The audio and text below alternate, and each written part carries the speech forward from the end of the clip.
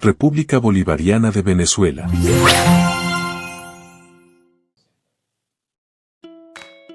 Bienvenidos. En esta oportunidad vamos a estar trabajando en esta sesión del Plan Nacional de Formación. En este momento contamos con la presencia de dos distinguidos docentes venezolanos. A mi izquierda se encuentra el profesor Ángel Vilches, profesor de la Universidad del Zulia, jefe del Departamento de Matemática y Física de la Escuela de Educación y Humanidades y tutor nacional de la Universidad Nacional Experimental del Magisterio Samuel Ramos. El profesor tiene una amplia experiencia en la formación docente y especialmente en la enseñanza de la matemática. A mi derecha se encuentra el profesor Carlos Torres, profesor de la Universidad Central de Venezuela en la Escuela de Arquitectura, pero además es profesor del Pedagógico de Caracas. Bueno, quien está en este momento conversando con ustedes, Hernán Paredes, profesor del Pedagógico de Miranda, José Manuel Ciso Martínez, y estaremos hablando en esta oportunidad de uno de los temas importantes en la formación, que tiene que ver con los procesos y componentes matemáticos en educación básica. Nosotros vamos a estar hablando sobre los distintos componentes y contenidos de los distintos niveles de educación básica, empezando por educación inicial, educación primaria y educación. Nosotros tenemos una visión del aprendizaje matemático que tiene que ver con el desarrollo de los procesos matemáticos fundamentados desde las primeras etapas. Abordamos el aprendizaje de forma progresiva, adaptada a las necesidades de cada nivel educativo, y buscamos sentar las bases sólidas para una comprensión profunda y aplicable de la matemática. Hay tres niveles fundamentales. Inicial, en este nivel nosotros buscamos de sentar las bases sensoriales y afectivas, como elementos como clasificar, comparar, contar, seriar. En primaria se trata de formalizar las operaciones y aplicar en contextos reales mediciones, cálculos, conteo. Y en educación media nosotros buscamos de profundizar en el proceso de abstracción matemática. Bueno, y hablando de la forma en la que está organizada la matemática a nivel de educación inicial, primaria y media. Cuando en educación inicial nosotros tenemos procesos sobre espacio y forma geométrica, magnitud y medida y sucesiones numéricas. A nivel de educación primaria hablamos de los componentes de geometría, magnitud y medida, número de operaciones y estadísticas y probabilidades, mientras que para la educación media los componentes son geometría, aritmética, álgebra y estadística y probabilidades. En esta oportunidad, Ángel, háblanos un poco de lo que tiene que ver con estos procesos en educación inicial. Sí, la educación inicial es como decir la esencia para empezar a trabajar con los niños desde todo el proceso inicial, maternal y preescolar. Mira, los niños, cuando ellos están trabajando la ubicación espacio, la ubicación temporal, comparando, estimando, en los mismos procesos comunes de ellos hacen todo esto de manera natural. ¿Cuál es el trabajo del docente? Saber reconocer cuando el niño está desarrollando este contenido y lo va pasando de una situación cotidiana a una situación educativa orientada o institucionalizada. Es decir, el niño, en cuanto a la ubicación espacial, en cuanto a la ubicación temporal, él tiene unas representaciones mentales, unas representaciones mentales, unas imágenes que le permiten tener su conocimiento a su nivel. Pero con la orientación del maestro, que es el guía y que está formado para hacer eso, no es el padre no tiene muchas veces, a menos que sea un docente de educación inicial, no tiene la orientación para hacerlo, el maestro lo va a orientar de manera adecuada para que estos contenidos, estos conocimientos tengan sus nombres específicos, los empiece a ubicar de manera universal, los use de manera adecuada y bueno, todas estas ideas le ayudan a ubicarse al niño desde educación inicial espacialmente, alto, bajo, derecha, izquierda, delante, detrás, más, menos, lejos, cerca, y todas esas relaciones que puede hacer el niño o establecer un orden, comparar, diferenciar los objetos por características, por atributos, le decimos nosotros, pero eso en la casa él lo aprende de manera natural. En los niveles o en las dos etapas, en el nivel de educación inicial, pero en las dos etapas de la educación inicial, el niño lo va construyendo de manera sistemática. El orientador clave es el docente. Entonces, yo le digo a los docentes de educación inicial, su papel, el rol que ellos juegan en propiciar una construcción adecuada de los conocimientos que están pautados según el sistema, el diseño curricular a esa etapa, el responsable es el docente. El docente hace un papel fundamental porque va a estructurar bien esos contenidos. ¿Cuál es el enfoque que debe tener la enseñanza de la matemática a nivel de educación inicial? Ahí hay muchas posiciones, pero básicamente nosotros podemos hacer lo siguiente. El niño va descubriendo los atributos y el maestro debe ir orientando. O puede hacer otro. El enfoque es, vamos a que él se encuentre con el entorno, se encuentre con los objetos y despiertas el interés. Es decir, el docente va colocando simplemente los estímulos, los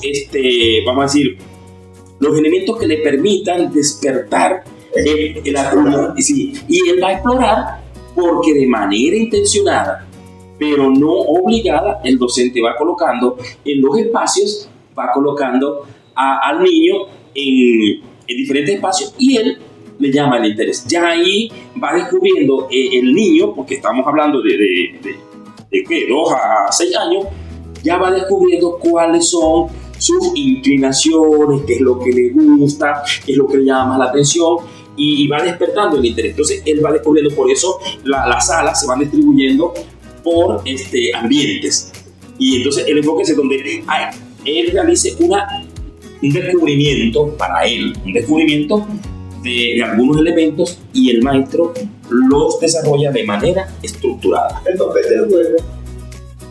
Bueno, todos, no despreciemos nada. El papel del juego, el papel de los objetos, o sea, todos los elementos que el maestro puede usar, todas las estrategias. El juego es una estrategia. La exploración, una estrategia. Las actividades estas orientadas, por ejemplo, cuando ellos desarrollan la motricidad fina, es otro. O sea, todos tienen un potencial que puede ser explotado por el maestro. Lo único que el maestro tiene que tener conciencia de cómo puede aprovechar esa oportunidad. Todos tienen uno. Bueno, muchas gracias, Ángel. Ahora vamos a conversar un poco sobre los procesos clave y los componentes referidos a la educación primaria. Y bueno, Carlos, háblanos un poco de estos componentes que se trabajan en la educación primaria y de la manera que tienen que llevarse a cabo en el aula y fuera del aula. Bueno, ya tú decías que los componentes como tal, la parte geométrica, la parte aritmética fundamentalmente, el niño se aproxima a buscar relaciones que existen entre los objetos concretos. El niño está en una etapa que pasa de un nivel inicial a esa transición hasta el bachillerato. Allí nosotros tenemos que ser y buscar la manera en tomar objetos concretos, objetos de la cotidianidad, objetos donde se vean involucrados, bien sea de forma real o con representación. Por ejemplo, yo puedo empezar a hacer colecciones de objetos, lapiceros. La caja de creyones tiene 12 creyones y la otra caja tiene 12 y otra tiene 12, y yo quiero entonces buscar la manera de contar cuántos colores tiene todo el salón, si cada niño tiene, si hay 20 niños y tienen 12 colores cada uno. Esa cotidianidad, esa cosa concreta, yo voy a utilizarla para, por ejemplo, la noción de multiplicación. 12 por 20, voy a sumar 20 veces el número 12, o 20 por 12 sería ideal. Si bien eso está trabajando con cosas ocultas, está haciendo referente concreto a la actividad, yo no me voy a quedar toda la vida multiplicando con creyón y con cosas concretas. Yo quiero que ir de lo concreto y ir subiendo hacia una cuestión que le llamamos la abstracción, que ya él sepa 20 por 12 y tenga técnicas para poder lograr esa comprensión de lo que significa la multiplicación. Nosotros como educadores debemos buscar la manera de enseñar que el fundamental papel de la maestra es que tiene que saber ella crear y buscar, investigar lo que llamamos estrategias para abordar los contenidos específicos de primaria, que es la aritmética, la geometría, ¿no? Y nociones de álgebra incluso, porque en sexto grado se ven ecuaciones como tal. Entonces, pero esas vinculadas con una realidad concreta, semiconcreta y abstracta, porque muchas veces se habla de la que en primaria solamente se debe dar cosas concretas, pero es que cada vez que tú sales y empiezas a hacer nociones por ejemplo, la noción de número, qué cosa más abstracta que es una noción de un número, la representación, el 8, pero todo el mundo se imagina en su cabeza un 8, pero el 8 es una cosa absolutamente como el espíritu de la cantidad, ¿no? Vamos a ponerlo así. Esas actividades que uno quiere que el niño aprenda en primaria es para llevarlo a un nivel de abstracción. ¿Sí? Nosotros planteamos que en primaria también está el eje de números que llamamos series numéricas. En esa serie numérica nosotros tenemos que trabajar con números naturales, decimales, y tenemos que buscar estrategias, formas de abordarlo desde la realidad donde yo veo un número decimal, el 1,25. Esa se liga fundamentalmente con las actividades de medida, de medición. Utilizar, mira, los niños del salón cuánto miden de estatura. Esa es la dimensión que estamos utilizando. Entonces yo puedo concretamente ubicar y utilizar la aritmética de los números decimales a partir de la realidad que tengo con mis niños o mis niñas también del salón. La maestra puede hacer actividades de medir, una forma de metro, una cinta métrica en la pared, y va midiendo cada uno de los niños, ¿no? Puedo estimar quién mide más, 1,42, 1,55, 1,28. Eso le da significado a entender qué es el número decimal. Y no contento con esto, tú tienes un otro eje que es probabilidad y estadística. Entonces, con esa actividad tú puedes hacer la estadística de la colección de las medidas de las estaturas de los niños y de las niñas del salón. La actividad la puedes representar geométricamente en cuadros, en gráficos, y entonces eso te da a ti una actividad que potencia la afectividad, que fue con mi cuerpo, fue con mi actividad, fue partícipe de la actividad cada uno de los niños. Incluso tú puedes hacer equipos que jueguen, que utilicen lo lúdico para medirse, que utilicen formas de medirse tanto formalmente con los instrumentos de medida formales, el metro como unidad de medida del sistema de numeración decimal, ¿no? O cualquier otro tipo de medida de cuántas palmas o cuántas palmas de la mano o cuántas cuartas de una mano mide tu estatura. Ese tipo de actividades produce que tanto la maestra como los niños aprendan más, ¿sí? Y les sea significativo, y pueden utilizar actividades que van mediando desde lo aritmético, desde lo estadístico, desde lo geométrico incluso, porque no vemos cada uno de los componentes del currículo como entes aislados, sino que son la realidad está unificada. Nosotros la separamos, mira, una primera parte de operaciones básicas, adición, sustracción, multiplicación, división, o otra forma de medir, calcular, estimar. Pero esa separación, o lo geométrico o lo estadístico, la separación es para que uno pueda ir haciendo una verificación de comprensión de contenido. Yo lo que necesito es un niño que tenga un desarrollo cognitivo, que pueda aprender, y que esos aprendizajes que obtiene le sirvan para poder leer el mundo, leer la realidad, que él sepa cómo es el mundo, que él pueda construir con la matemática una herramienta poderosísima para poder decodificar el mundo que nos rodea, entender el mundo en el que vive, y lo más importante, tener herramientas para transformarlo. A mí me gusta, Carlos, lo que dijiste de que los niños se midan, ¿no? Tienen muchas herramientas allí.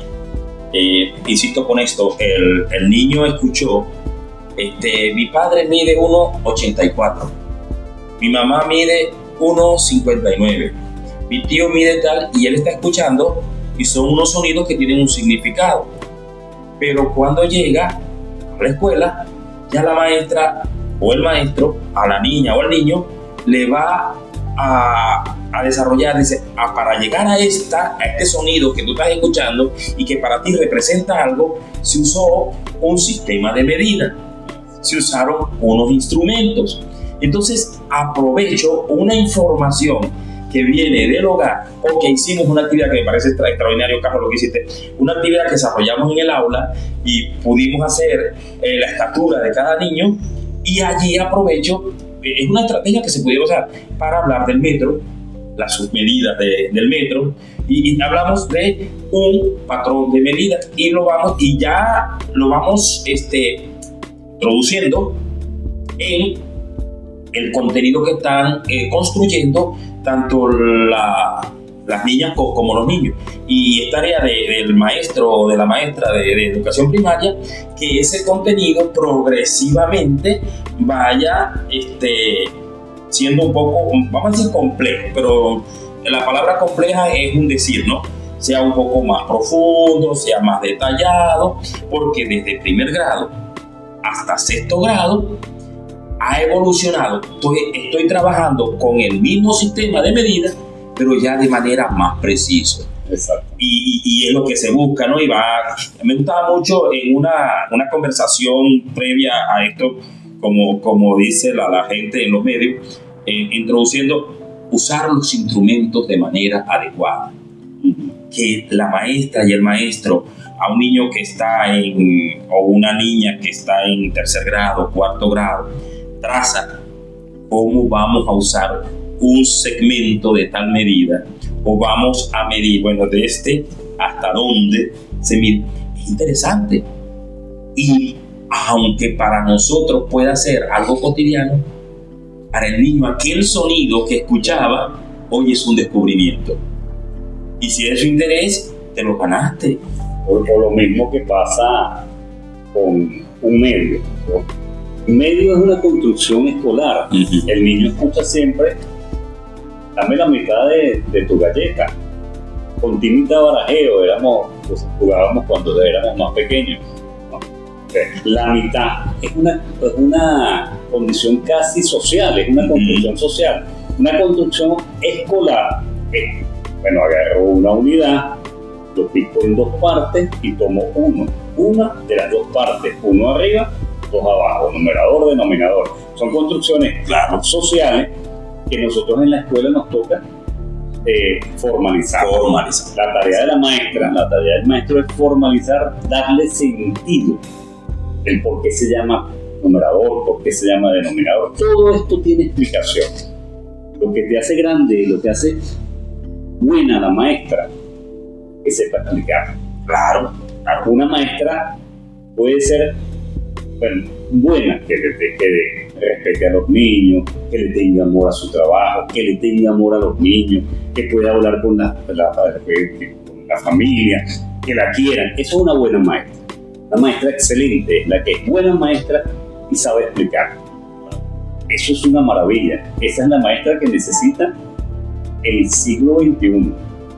Esa es la maestra que está construyéndose ahorita a través del programa de formación y toda la historia que hemos tenido. Bueno, hemos visto que en educación inicial la manera en que se abordan los componentes, los distintos componentes o procesos que son muy próximos al mundo, el mundo del niño, se trabaja a partir del descubrimiento de los objetos que están en su entorno, que el juego juega un papel, valga la redundancia, muy importante en esta etapa, y estamos viendo que ya para educación primaria hay la introducción de algunos elementos de medición formales e informales, y vemos que en los dos ámbitos el papel de la maestra es fundamental para que se institucionalicen los conceptos.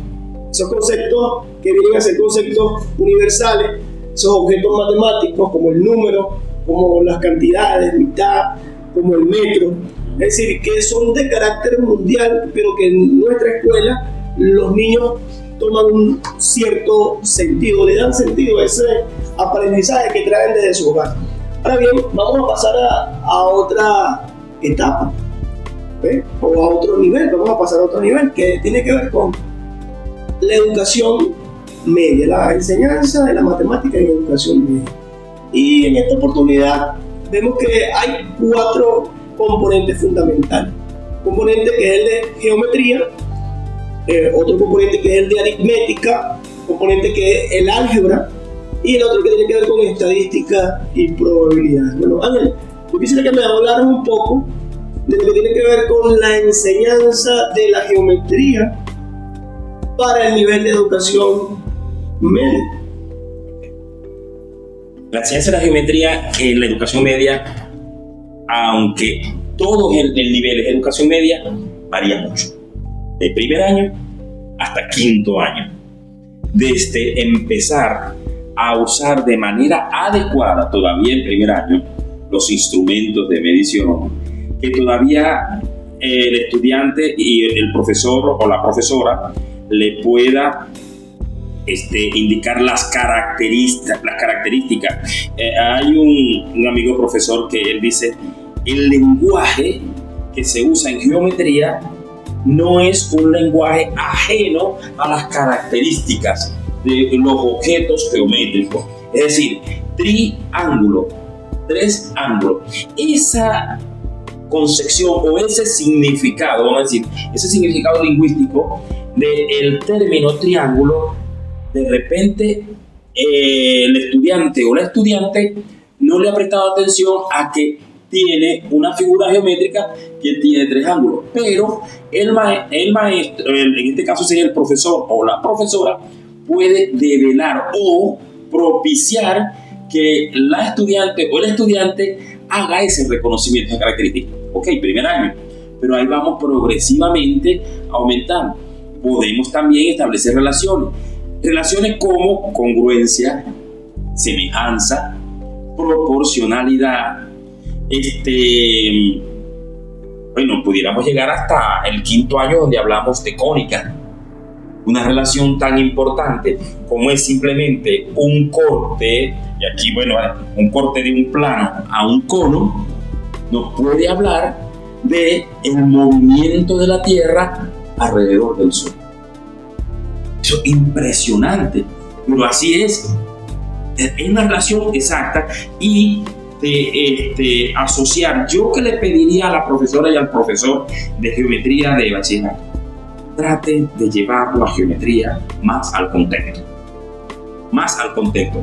La geometría está en todo. La gente nosotros podemos hacer, dime. Y la trigonometría. Claro. Cuarto año. En cuarto año, hay muchas formas de explicar, muchas formas diría de explicar, pero usando proyecciones ortogonales, un concepto poderoso. Y puedo hacer proyecciones ortogonales usando linterna. Puedo hacer proyecciones ortogonales usando un hilo atraído por la aceleración de gravedad. Y con eso puedo llevar a la trigonometría y que el estudiante o la estudiante en cuarto año se forme una representación mental en movimiento de la construcción del seno y el coseno. Usamos trigonometría, pero si a eso le agregamos que la estudiante y el estudiante tuvo una profesora o un profesor que me habló de una semejanza y llegó al aula de clase con un plano de una vivienda vista en planta y luego visita la vivienda o un edificio, dice, ¿qué tiene que ver esto? Aquí cada medida tiene una relación con la construcción. Eso es magnífico. O el mapa de Venezuela relacionado con Venezuela en una escala. Es decir, la geometría es real, o sea, nos ayuda a imaginarnos el entorno, el universo, incluso, y voy a un poquito más, esas partes micro. Hay representaciones geométricas de objetos minúsculos o de cuerpos minúsculos, seres vivos, y los de biología los representan. O sea, no los vemos, son microscópicos, pero tenemos una representación de ellos. Esa parte es muy importante, y diría el docente, asocia el proceso de enseñanza de la geometría con todos los elementos que tengas en el entorno. Mucho más fácil. Por ejemplo, cuando trabajamos geometría, en tercer año se ven los 3 grandes teoremas. Pitágoras, el teorema de Tales de Mileto y el teorema de las alturas. Pero no vemos la cotidianidad. Y una de las cosas que tienen la mayoría de los estudiantes hoy en día es una cámara fotográfica. Tú puedes imprimir una fotografía, tomar una fotografía lo más ortogonal posible, es decir, que la cámara esté perfectamente perpendicular al objeto que estás tomando, y te paras allá, Hernán, al lado de un monumento que esté en tu pueblo, y tomas una fotografía, y tú quieres, con esa información que tienes la foto impresa, sabiendo cuánto tú mides, Hernán, de altura, tú puedes calcular la altura del monumento. Claro. A través de lo que Tales de Mileto, ¿no? Esa cosa concreta es una actividad de trabajo de campo en grupos o individuales que son muy agradables. Claro. El muchacho tiene la excusa de salir a tomarle la foto al monumento, están los grupos, están moviéndose, y cuando se mueve el cuerpo, se mueve el intelecto. Todo es materia en movimiento. Yo le comentaba a Hernán hace unos días, estábamos dialogando con otros profesores, me decía, imagínate tú como docente, una visita guiada, y vamos a visitar en las ciudades es mucho más fácil porque más edificios, pero en el campo, ¿cuáles son las estructuras más altas? La iglesia, la torre de transmisión de ondas de telefónica, y vamos viendo las estructuras que las ha construido el hombre. Un silo en algunas partes. Sí, unas cuestiones pues, en los pueblos, y esto es muy común en estos sistemas de acueducto, que son unas estructuras con un tanque aéreo para bajar el agua por gravedad. Entonces, y después el niño diga, o la niña, y en este caso son jóvenes, y el joven, yo estimo que esa altura sea 30 metros. Y hay la información, en un templo o una iglesia hay la información. Y de repente los que construyeron el tanque aéreo, hay la información de cuánto mide, la altura, porque saben cómo es la aceleración de gravedad. Entonces, que ellos estimen, y luego, lo que tú dices, con la altura de uno de los niños o cualquier objeto, hagan usando, por ejemplo, la sombra del sol, no sé, y hagan el cálculo, así, empírico, y luego busquen la información. Imagínate la emoción que tendría un grupo de estos muchachos que puedan hacer en grupo y digan, nosotros dijimos que eso medía, estimamos que eran 30, pero cuando hicimos la medición nos dio 52 metros. Y cuando buscaron el mapa, no, 51 metros. O que tenga varios grupos y a cada grupo le da una medida distinta. Ajá. ¿No? Eso pasa, eso es lo normal, que a cada grupo le dé una medida distinta. ¿Cómo hacemos? ¿Cuál es la medida verdadera? ¿Qué método? Y entonces, ¿qué utilizo para con esos datos buscar la verdad, la realidad? O sea, lo que quiero con la matemática no es más que hacer filosofía hacia la búsqueda y a la muerte, hacia la verdad. Claro. Eso es lo que yo quiero. Pero esa cantidad, 10 grupos del salón y 10 grupos, 10 medidas diferentes, eso es lo que te da origen a la necesidad de crear la estadística. Claro. Y la estadística te va a descartar los datos, el más pequeño y el más grande, que son absurdos. Si una medida tendría que ser 48 metros, lo que dice el plan, pero una te da 30 y otra te da 50, es como extraño, ¿no? Que la mayoría le dé en el orden de 43, 52 y medida 48. O sea, esa discusión es muy valiosa en los jóvenes. Ahora, han hablado bastante de lo que tiene que ver con la geometría, pero en educación media también se trabaja la parte de aritmética. Estos contenidos referidos a la aritmética que hablan un poco de lo que tiene que ver con los conjuntos numéricos. Entonces yo quisiera que ustedes me hablaran un poco de eso, de los distintos conjuntos y de las operaciones que se realizan con... Aunque no te guste, Hernán, yo te voy a hablar de los números irracionales, pero agarrándome de la geometría. Sí, tiene que, porque la geometría, cuando tú vas al teorema de Pitágoras, cuando tienes un rectángulo cualquiera, la diagonal de ese rectángulo, la más de las veces, es un número irracional. Bueno, te da la raíz cuadrada de la suma de los catetos al cuadrado, ¿no? Entonces, ahí empiezas a ver la realidad, números irracionales.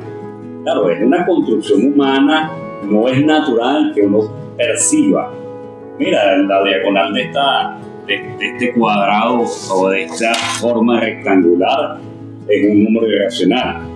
Hay que verdaderamente buscar la manera de que este niño, ese joven, esa jovencita, aprenda que los números irracionales, la raíz cuadrada de 5 es un número tan válido como el 8, el 7 o el menos 4.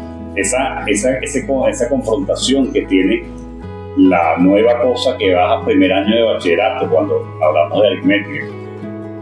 Hasta sexto grado, para hacer sustracción, 7 menos 4 te daba 13. Y 7 menos 2 te daba 5. Y siempre el número positivo primero era más grande que el que le iba al sustraendo, ¿no? El minuendo. Pero ahora pasa a primer año de bachillerato y entonces cuando te ponen 8 menos 9, el niño dice, como te decía mi maestra, no se puede. Como que si tienes 8 mangos, voy a sacar de ahí 9 mangos. No puedo. Es absurdo bajo ese modelo. Porque entonces tú tienes que buscar los modelos que den sentido a la noción de número entero, número negativo. Yo tengo una deuda de 9 bolívares y pago 8. Un modelo que le llamamos el mercantil monetario. Tengo una deuda de 9 y pago 8, ¿cómo quedas? Quedo endeudado. Casi siempre usamos la deuda, ¿no? Sí. En estos días estábamos en una reunión y yo me quedé pensando otra opción. La persona que estaba repartiendo, en los cumpleaños siempre hay un pastel, una torta que divide. Si lo hace la tía, las tortas son muy finitas. Entonces a la tía no hay que dejarle que repartan la torta. Entonces, para hacer trozos más grandes, uno va al cumpleaños que le den un trozo grande de torta. Entonces, empezaron a repartir, y en verdad había gente. Empezaron a repartir, ¿y dónde hicieron la resta? Contaron cuántos había personas en la reunión, en el cumpleaños. Ajá, Y ella, la persona que estaba repartiendo, dijo, he partido 22. No, pero hay, no sé, 40, no sé cuánto. Me falta. Ya yo tenía, o sea, tengo esto, pero entonces me falta la deuda, si se comete tu deuda. Tengo que repartir, pero, o sea, lo que estoy dando es mucho menor que todavía debo tanto. Y tengo que seguir picando. Dice, es otra forma de relacionar, que no estoy hablando de moneda, pero claro, es una forma positiva. O sea, estoy cubriendo una meta. Mi meta es repartirle a las 48 personas su trozo de torta. Por supuesto, cuando llegas allá y te miras la torta y dices, ¿me alcanzará para la que falta? Claro, cada uno de ellos se adapta a una problemática realista. Por ejemplo, sobre el nivel del mar y bajo el nivel del mar, o a la izquierda y a la derecha. Esos son modelos para comprender la aritmética de los números enteros. La idea aquí es que la o el docente pueda tener alternativas para abordar esto. Siempre a mí me gusta trabajar con situaciones concretas. Una matemática para la vida. Una matemática para la vida que le permita al que está aprendiendo, a la niña o al niño, asociar esa construcción matemática con lo que son elementos cotidianos. Carlos, Hernán, a los docentes, yo les digo, asocien el procedimiento matemático, este procedimiento tan elemental, con situaciones concretas. Y allí para el estudiante es decir, pero esto es parte de mi vida.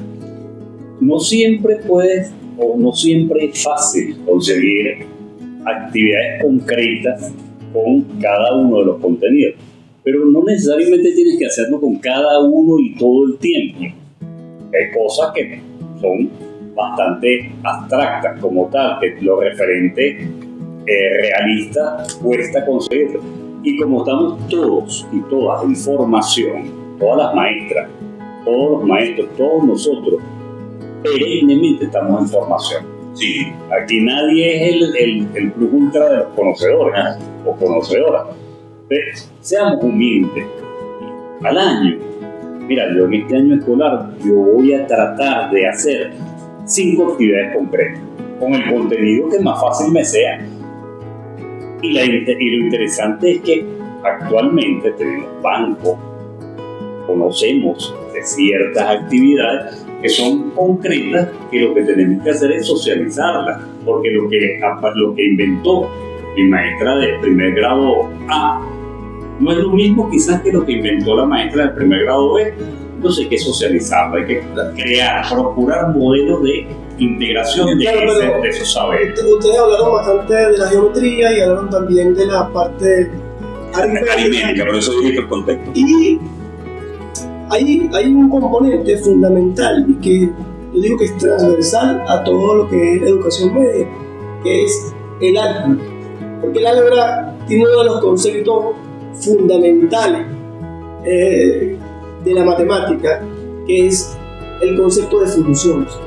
El concepto de función, cuando nosotros enseñamos al niño a sumar, a multiplicar, a dividir, cuando le enseñamos al niño algunas propiedades de los triángulos, de los rectángulos, cuando le enseñamos a hacer medición, cuando le enseñamos al niño a hacer procesos estadísticos para la compilación y la clasificación y la ordenación de los datos, todos estos elementos, graficar puntos y todas esas cosas, contribuyen indefectiblemente a que el niño, o en este caso el joven, se apropie del concepto de función. Claro. Entonces, ¿cómo ven ustedes este concepto del álgebra en educación media? La manera en que se va construyendo. Bueno, ahí incluso hay un elemento que se incorpora, que es importante, que hablamos de incógnita. No estamos hablando de estadística, pero hay para el estudiante una incertidumbre. ¿Para dónde voy? ¿Qué es lo que debe hacer el docente? Cuando estoy introduciendo el álgebra, buscar representar esta idea de número para que él vaya asociando esta construcción matemática con una idea. A mí me disculpan, pero voy a la geometría. Porque me ayuda, él lo va entendiendo y le va encontrando sentido. Después, cuando vaya a un nivel mayor, puede hacer abstracción. Pero de principio, en la función lineal, voy a trabajar allí y voy asociando y que él vaya asociando la idea de lo que está construyendo con una gráfica. Eso lo ayuda mucho. Estamos empezando de primer año, segundo año y ya, por supuesto, hay construcciones superiores. Yo no sé qué piensa Carlos.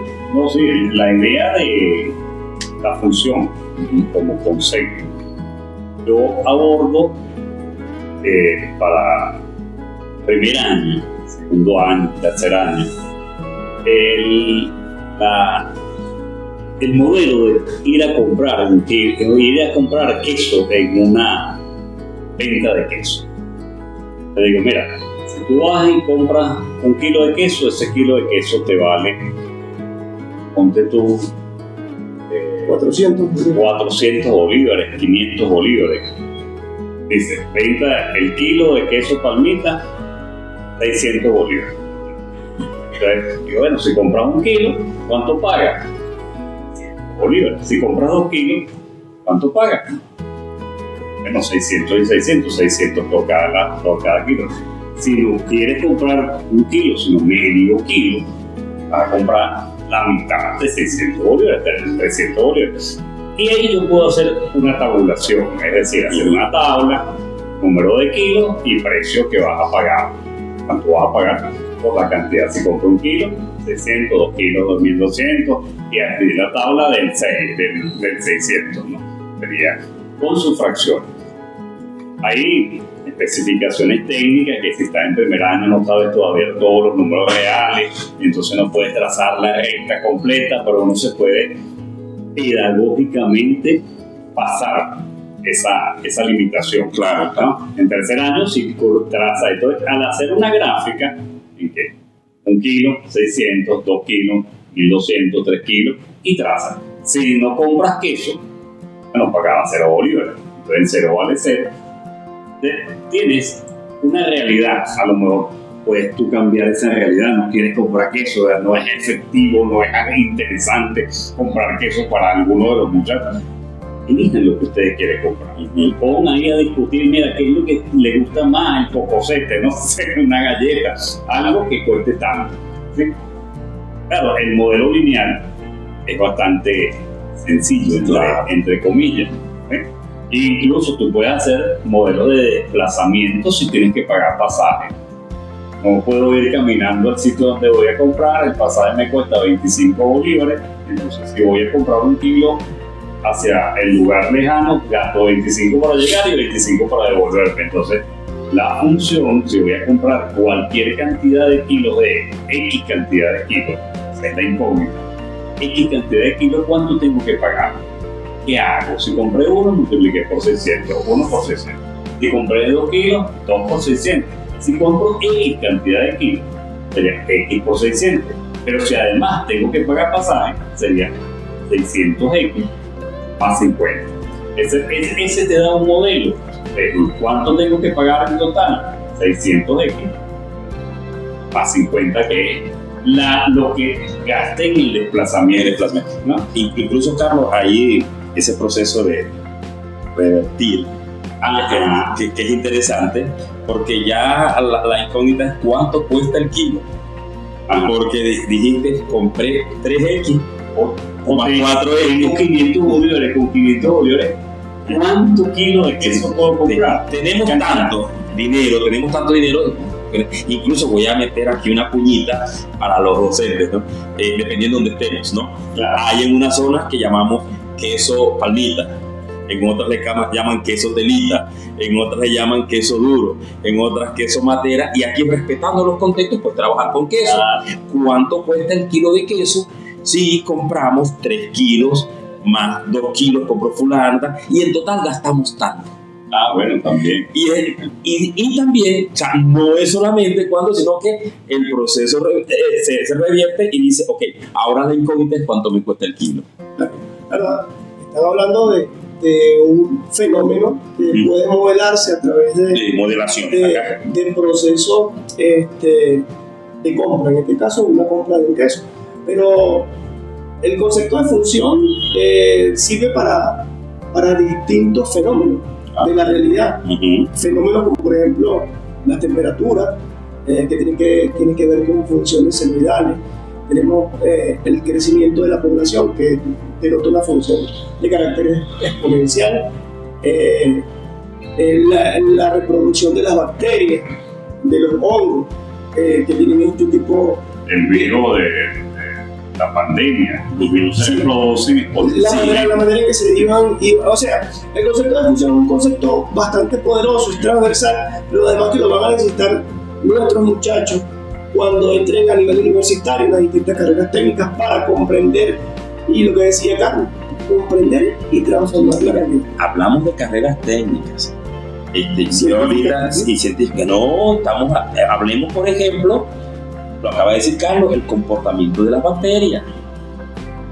En medicina es necesaria la matemática, ¿no? Claro, estamos hablando de una función y el médico necesita de herramientas matemáticas para poder saber el comportamiento de las bacterias, pero en todas las áreas. Pero en economía. Ese es el poder de la predicción. O sea, una persona que trabaja a nivel del Estado, que es alcalde, que es gobernador, que es presidente, que son diputados en la asamblea, deben tener la matemática como una herramienta de predicción para poder tomar medidas. Es decir, si en Venezuela el Instituto Nacional de Estadística dice que para el año 2026 Venezuela va a tener una población de 28, 30 millones de habitantes, el Estado debe prepararse para suplir las necesidades de estas personas que van a estar naciendo. Entonces, igualmente los médicos, me permite descifrar, me permite predecir cómo se va a comportar cierto tipo de enfermedad o cómo se va a comportar cierto fenómeno. Eso lo hacen también los biólogos, lo hacen los científicos en el área de la física, de la biología, la reacción de las reacciones químicas. Es decir, hay un montón de elementos reales que son modelados a través de funciones. Claro. Y eso nos da a nosotros herramientas, le da herramientas a nuestros muchachos para que puedan comprender y transformar el mundo. Yo voy a meter una cuña aquí importante. A mí me gusta mucho trabajar cuando la sociedad o una comunidad es soberana, es independiente, cuando es capaz de mantener, por ejemplo, tecnología y soberanía alimentaria, que es muy importante y pareciera como que es un elemento propio, pero con función nosotros podemos ver cuánto debe ser la producción de maíz, de arroz, de leche, de huevo, de pollo, para satisfacer las necesidades o la demanda de la población. Pero eso es una proyección también a futuro. Pero además tenemos otra cosa. ¿Cuánto debe ser la producción de estos alimentos que tenemos un potencial para hacerlo, para poder satisfacer otras necesidades que no podemos suplir con la producción? Y todo eso lo puede hacer el gobierno o el ente encargado de la alimentación, y el docente puede tomar conciencia a los estudiantes a través del uso de esto. También el uso racional y eficiente de los recursos: agua, electricidad, petróleo para cuánto rinde, el consumo de gas. O sea, que un muchacho tenga conciencia o un joven tenga conciencia de a dónde vamos, si tenemos un comportamiento o tenemos otro. Usando la matemática podamos modelar. Lo mismo pasa con la estadística. Claro. La estadística y las probabilidades le brindan al estudiante herramientas fundamentales para su formación ciudadana, su formación científico-técnica, profesional. Ahora, en educación media, el enfoque de la matemática debe dirigirse hacia elementos de la realidad, ustedes ya lo han mencionado, en lo posible, a la concreción de un pensamiento, al desarrollo de un pensamiento crítico, reflexivo, que te permita tomar decisiones, y a la formalización de los conceptos matemáticos. Claro. Es decir, cuando el joven egresa del nivel de educación media, tiene que tener una capacidad de abstracción muchísimo más alta que aquella que tuvo cuando ingresó en primer año. Y la capacidad de conocer objetos como círculos, circunferencias, triángulos, funciones, matrices. Es decir, hay un conjunto de elementos que permiten determinar el enfoque que debe tener la enseñanza de la matemática a nivel de educación media. Y está conectado con estos elementos. Y la matemática te da como herramienta una forma de estructurar el pensamiento, de entender qué procesos se están viviendo allí. Uno comienza matemática, me voy de nuevo a la escuela, incluso a la escuela, a la etapa inicial. Empiezas a contar 1, 2, 3, y con eso, esa noción empiezas a jugar con esos números. Y luego hace sumar, restar, después en cuarto, quinto, sexto grado, multiplicar, dividir, potenciación. Empiezas a tener, tú tienes un objeto matemático que es el objeto numérico y empiezas a hacerle, empiezas a operar con él, las operaciones matemáticas. Que construiste en cuarto grado la noción de número racional, ¿no? Como las fracciones, porque son las positivas las que utilizas en cuarto. ¿Qué le haces a la fracción? La suma, la resta, la multiplica, la divide y te da noción de potenciación. En primer año de bachillerato, números enteros, positivos y negativos. ¿Qué haces con ellos? La misma historia. Pero entonces muchas veces no estamos conscientes de que estamos haciendo que un proceso que está repitiendo lo mismo siempre con objetos matemáticos diferentes, los que nuevos que va acumulando a lo largo del currículo. ¿Qué haces con este objeto que llamamos la función? Bien, una función más otra función, la suma, una recta por otra recta, una función lineal multiplicada por una función lineal, produce un nuevo objeto que es la parábola, ¿no? A x más b por cx más d, si tú lo multiplicas, un producto notable, y eso te da una función de segundo grado. Y así lo multiplicas y divides dos rectas, entonces te da una hipérbola. Que ya es un otro nivel. Si haces una función constante, que es un número, y lo elevas a una potencia, a una variable, entonces te da una exponencial. Estás jugando potenciación, suma, resta. En matrices, ¿qué haces con las matrices en quinto año? Lo mismo, suma, resta. ¿Qué haces con las propiedades de cada objeto? Estás estructurando un cerebro en que, ya va, cuando yo me presento en mi realidad, yo digo, ¿cuál es la esencia que tengo aquí? ¿Cómo es el juego que hay en esta realidad? ¿Cómo se está moviendo mi mundo, mi entorno?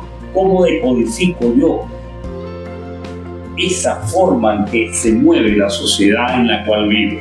Mi sociedad puede ser mi micromundo de mi consejo comunal, o puede ser el micromundo de la empresa, o puede ser dónde estoy. Yo tengo que conocer las reglas de ese movimiento para poder entenderlo, para poder ser, entre comillas, participativo y protagónico en ese objeto.